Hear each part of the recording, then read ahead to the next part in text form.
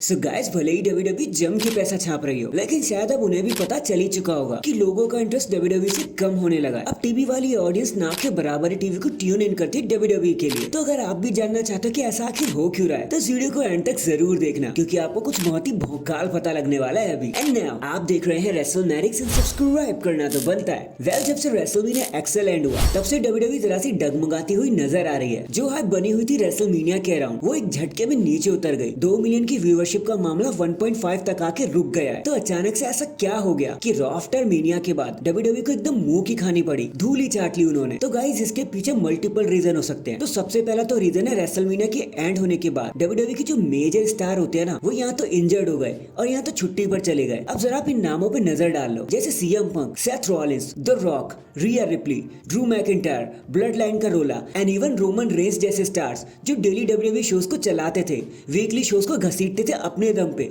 वो एकदम से गायब ही हो गए। तो डब्ल्यूडब्ल्यू के साथ ये तो होना ही था। एंड क्योंकि इन सभी की फैन फॉलोइंग आसमान जाके बोलती थी, तो इनके चाहने वालों ने ऑन द स्पॉट टीवी को ट्यून इन करना बंद कर दिया, एटलीस्ट तब तक के लिए, जब तक ये सारे ही स्टार्स वापस नहीं आ जाते। तब तक के लिए तो सबने बोला कि चलो छोड़ो भाई, क्या ही देखना। अब सेकंड रीजन जो उसके पीछे निकल कर आ रहा है, वो खुद नई जनरेशन ही है। अब आप लोग कहोगे कि यार ये क्या बकवास कर रहा है रेसलमैटिक्स, बट यार इट्स अ फैक्ट। और जरा सुनो, देखो, डेमियन प्रीस्ट के वर्ल्ड चैंपियन बनने के बाद, गंथर की टाइटल हार जाने के बाद, नाया जैक्स की क्वीन ऑफ द रिंग बन जाने के बाद, बेकी लिंच का फिर से चैंप बन जाने के बाद, ये सभी चीजें कभी ऑडियंस को पसंद आई ही नहीं। आधे से ज्यादा लोग तो नाराज ही हो गए, क्योंकि वो न्यू चैंपियन से जुड़ ही नहीं पा रहे। कोई स्टोरी लाइन उन्हें समझ ही नहीं आ रही कि आखिर हो ही क्या रहा है। एंड इसका प्राइम एग्जांपल है डेमियन प्रीस्ट। देखो, वो चैंपियन तो बन गए, money in the bank cash in भी किया, उन्हें ह्यूज पॉपअप भी मिला। रेसलमेनिया में दूसरे पर्सन ऐसे बने जिन्होंने ऐसा किया था सेथ रॉलिंस के बाद। लेकिन सॉरी, बट ये सच है कि डेमियन प्रीस्ट के कैश इन करने के बावजूद भी वो चैंपियन जैसे नहीं दिखाई दे रहे। लोगों को उनसे कोई कनेक्शन फील नहीं हो रहा, और इसीलिए रॉ की जो नैया है ना, वो 1.4 मिलियन तक आकर रुक गई है, बल्कि और भी नीचे जाती जा रही है तीसरे घंटे में। तो वहीं पर डब्ल्यूडब्ल्यू की स्टोरी लाइन में भी अब लैग होना शुरू हो गया है। सबसे पहले तो तब जब जे उसो अपनी पीक पर थे ना, तो डब्ल्यूडब्ल्यू ने होल्ड बैक ही क्यों करके रखा, और वो भी बिना किसी अच्छे रीजन की वजह से। वो खुद को कितनी बार प्रूव कर चुके हैं, ब्लड लाइन से बाहर आ चुके हैं, रोमन रेंस को पिन कर चुके हैं, जिमी उसो को पेल चुके हैं, कोडी रोड्स की हाइप को टक्कर से टक्कर दे रहे कंधे से कंधा मिला के। अब तक तो उन्हें एक सिंगल टाइटल रन मिल ही जाना चाहिए था, और ऊपर से उन्हें king of the ring tournament भी हरवा दिया।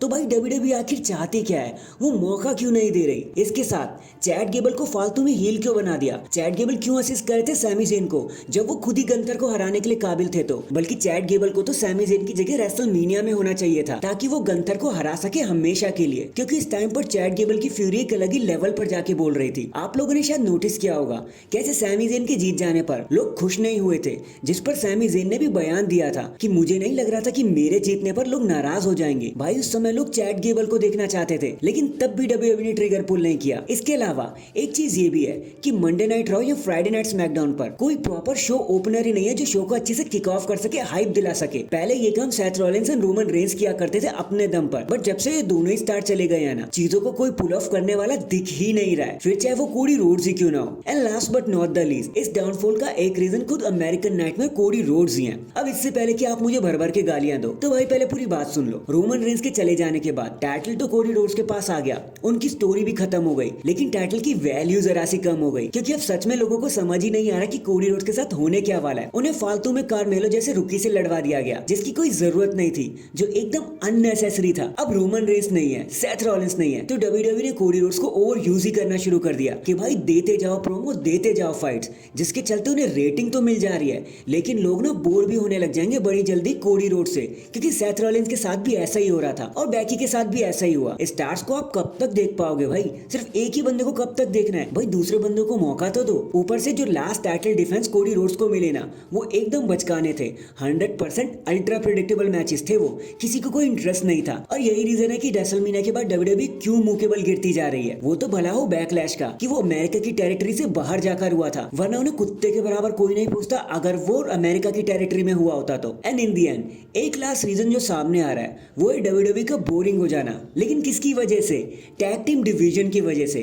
फिर चाहे स्मैकडाउन चैंप्स हो, मंडे नाइट रॉ चैंप्स हो, या फिर वुमेन्स टैग टीम चैंपियंस ही क्यों ना हो, कोई एक्साइटमेंट ही क्रिएट नहीं हो रही। डब्ल्यूडब्ल्यू ने इन्हें जितवा तो दिया, लेकिन कोई स्टोरी लाइन नहीं पकड़ाई इन्हें, इसलिए कोई भी बंदा इनसे कनेक्ट ही नहीं हो पा रहा। भाई जेड कारगिल और बियंका बलेयर, इनका मैच तो जैसे ही होता है ना, लोग पहले ही सोच के बैठ जाते कि भाई मैच क्या देखना, जीतना तो इन्हीं नहीं है। तो आधा रिजल्ट तो ऐसे ही खराब हो जाता है और बाकियों के साथ तो डब्ल्यूडब्ल्यूई ऐसे कर रही है कि बस चलो नंबर 1 कंटेंडर ढूंढो और बुक कर दो मैच को, क्या फर्क पड़ता है स्टोरी लाइन हो ना हो। एंड इसी वजह से लोगों का जो इंटरेस्ट है ना वो डब्ल्यूडब्ल्यूई से खोता जा रहा है और इसीलिए डब्ल्यूडब्ल्यूई को ट्यून इन नहीं कर रहे लोग, क्योंकि लोगों को उनकी चीजें तो मिल रही हैं लेकिन एक सेंसलेस तरीके से। So that is it guys, अभी के लिए तो बस इतना ही। ये तो मेरा एनालिसिस था, मेरा असेसमेंट था कि क्यों डब्ल्यूडब्ल्यूई की व्यूअरशिप दिन पर दिन गिरती जा रही है रेसलमेनिया के बाद। लेकिन आपको उसके बारे में क्या कहना है? आपको क्या लगता है मैंने क्या मिस कर दिया? कमेंट करके जरूर बताना। एंड चैनल पर नया है तो चैनल को जल्दी से लाइक एंड सब्सक्राइब कर दो। बाकी मैं मिलता हूँ आपसे किसी और अपडेट के साथ, तब तक के लिए अपना ख्याल रखें और खुश रहें।